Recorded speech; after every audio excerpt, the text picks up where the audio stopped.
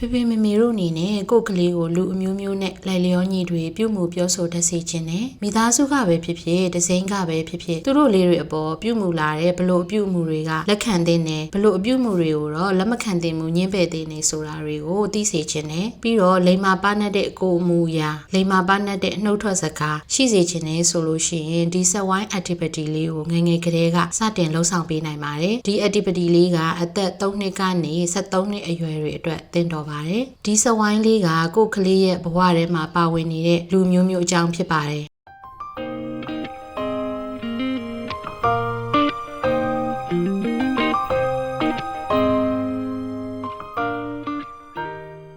ဒီစဝိုင်း activity ကို Circle of Friends လို့နာမည်ပေးထားပြီးတော့ဒီ Circle of Friends ကိုဆွဲတာကကလေးကိုသူ့ရဲ့စိတ်ချလုံခြုံရတဲ့အဝန်းအဝိုင်းအကြောင်းသူ့ရဲ့ပြုမှုပြောဆိုမှုတွေကတင်းတော်တဲ့ကိုနှုတ်အမူအရာဟုတ်မဟုတ်သူနဲ့တစုံတစ်ယောက်ကြားကထိတွေ့ရမှုတွေဟာလုံခြုံတဲ့စိတ်ချရတဲ့အပြုအမူဟုတ်မဟုတ်ဒါတွေကိုအဓိကသိသွားစေမှာဖြစ်ပါတယ်ဒီ activity ကနေကိုယ့်ကလေးရဲ့စိတ်ခံစားချက်ကိုပို့ပြီးတော့နားလည်ခွင့်ရစေနိုင်ပါတယ်။ဒါအပြင်ကလေးကဘယ်သူတွေနဲ့နေရတာကိုစိတ်လုံခြုံတယ်လဲစိတ်သက်သာတယ်လဲဘယ်သူတွေကိုပို့ပြီးတော့ရင်းနှီးနေတယ်လဲဆိုတာတွေကိုမိဘကသိလာနိုင်တယ်လို့ကလေးအနေနဲ့လည်းဘယ်သူတွေကတော့သူ့ကိုလုံခြုံစေတယ်ဘယ်သူတွေကိုတော့တတိထားတဲ့နဲ့ဘယ်လိုအပြုအမူတွေကိုတော့ညှင်းပယ်ရမယ်ဆိုတာတွေကိုသူတို့ကိုယ်တိုင်အပြေရှာနိုင်လာမှာလည်းဖြစ်ပါတယ်။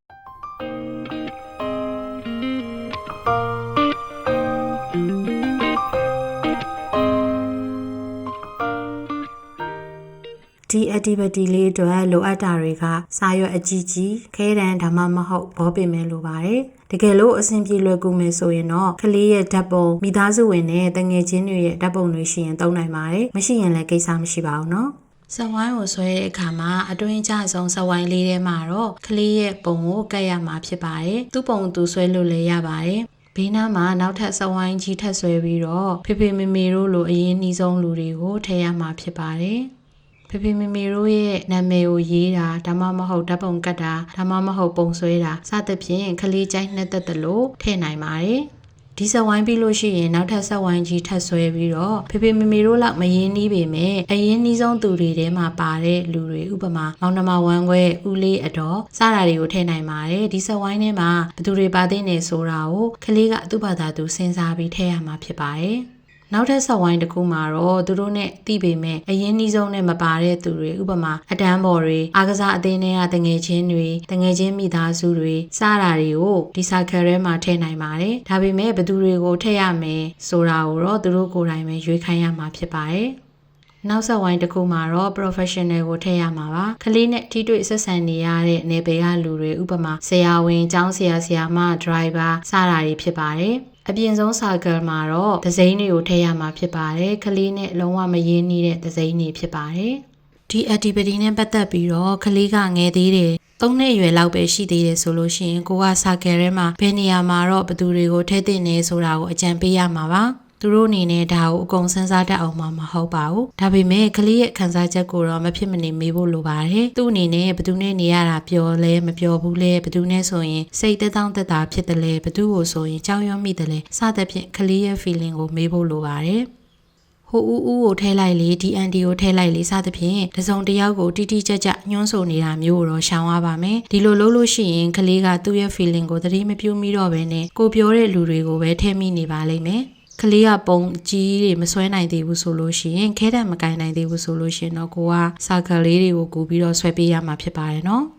ကလေးကအရန်မငယ်တော့ဘူးဆိုလို့ရှိရင်တော့ဒီ activity မျိုးကိုသူတို့ဘာသာလွတ်လွတ်လပ်လပ်လှုပ်ဆောင်နိုင်ပါပြီနော်သူတို့ဘာသာဆက်ဝိုင်းဆွဲပြီးတော့သူတို့ဘာသာတင့်တော်တဲ့လူတွေကိုတင့်တော်ရဆက်ဝိုင်းတွေကိုထည့်ပါလိမ့်မယ်လူတချို့ကိုသူတို့မေးနေတဲ့အခါမျိုးကြရင်တော့ကိုကသတိဖော်ပေးလိုက်ရင်ရပါပြီဖွံ့ဖြိုးမှုနောက်ကျတဲ့ကလေးတွေအတွက်လည်းဒီ activity ကိုပြုလုပ်ပေးနိုင်ပါတယ်နော်တကယ်လို့ developmental delay ဆိုလို့ရှိရင်ဒီလို activity မျိုးကိုတစ်ချိန်တည်းမဟုတ်ဘဲနဲ့အကြိမ်ကြိမ်ပြုလုပ်ပေးနိုင်ပါတယ်ဘယ်သူတွေကိုတော့ဘယ်အဝိုင်းထဲမှာထည့်သင့်တဲ့အကြောင်းကိုကအကြံပြုပေးလို့ရပါတယ် physical delay ဆိုလို့ရှိရင်တော့ကိုက drawing လုပ်တဲ့အခါပုံဆွဲတဲ့အခါမှာကူညီပေးနိုင်ပါတယ်ဒါမှမဟုတ်ပုံဆွဲဖို့အတွက် digital tools တွေကိုသုံးနိုင်ပါတယ်နော်cognitive delay ဆိုရင်တော့သူတို့နားလဲအောင်ပြတ်သားရှင်းလင်းတဲ့အသုံးအနှုန်းတွေနဲ့ပြောပြပေးပါပြီးတော့ဥပမာတွေများများပြောပြပေးပါသူတို့နားလဲပြီဆိုတော့မှဒီ activity ကိုစလုပ်နိုင်ပါတယ်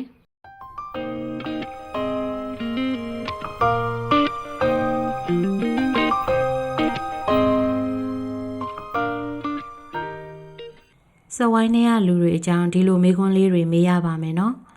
ဒီဆက်ဝိုင်းတွေကဘသူတွေကိုဘလို့ပုံစံနှုတ်ဆက်ရမှာလဲဒီဆက်ဝိုင်းတွေကဘသူတွေရဲ့ပွေးဖက်တာနမ်းရှုပ်တာကိုလက်ခံပေးလို့ရလဲဒီဆက်ဝိုင်းတွေကဘသူတွေကိုအိမ်ကိုထမင်းဖိတ်ကြွေလို့ရလဲတခုခုအတွက်စိုးရင်စရာကြုံလာရင်ဘသူတွေကိုဖွင့်ပြောလို့ရလဲဘသူပေါင်ပေါ်မှာစိတ်ချလက်ချထိုင်လို့ရလဲထိုင်တဲ့မထိုင်တဲ့ကိုသိပါသလားဘသူတွေနဲ့လက်ချင်းတွဲထားရတာဖက်ရတာကိုစိတ်တက်တောင့်တက်တာဖြစ်လဲเจ้าမှာဆိုဘသူတွေနဲ့ပေါင်းတင်ရတာလုံခြုံတယ်လို့ထင်လဲအဲ့လူတွေကိုရွေးထုတ်ပြပါစတဲ့မေးခွန်းလေးတွေဖြစ်ပါတယ်ကလေးကစိတ်လုံခြုံတယ်လို့ခံစားရတယ်ပြောတယ်ဆိုပေမဲ့ဒီအပြုမူကမသိတော်ဘူးလို့ထင်ရင်ကိုကတားမြစ်ရပါမယ်ဥပမာကလေးကကျောင်းဆောင်ဦးလေးကသူ့ကိုချစ်လို့မုန်းဝဲကြွေးတယ်သူနဲ့ရှောက်သွားခြင်းနဲ့ကစားခြင်းနဲ့လို့ပြောရင်ဒါကကလေးစိတ်မှာလုံခြုံပျော်ရွှင်မှုဖြစ်နေပေမဲ့ကိုကမသိတော်တဲ့အရာမို့မဖြစ်မနေတားမြစ်ရမှာဖြစ်ပါတယ်နော်ကလေးတွေကိုဒီ activity လေးလှုပ်ဆောင်ပေးတာကကလေးတွေအနေနဲ့မတူညီတဲ့လူမျိုးမျိုးကြားထဲမှာဘလို့ပြုမှုနေထိုင်ရမယ်ဆိုတာကိုနားလည်စေသလိုမသိတော်တဲ့အပြုမှုမလုံခြုံတဲ့လက်မခံတဲ့အပြုမှုတွေကဘာတွေလဲဆိုတာကိုသိလာမှာဖြစ်ပါတယ်ဒီလိုပြုမှုခံရလို့ရှိရင်လေသူတို့အနေနဲ့ညှင်းပယ်တာမျိုးတွေအကူအညီတောင်းတာမျိုးတွေလှုပ်ဆောင်တတ်လာမှာပဲဖြစ်ပါတယ်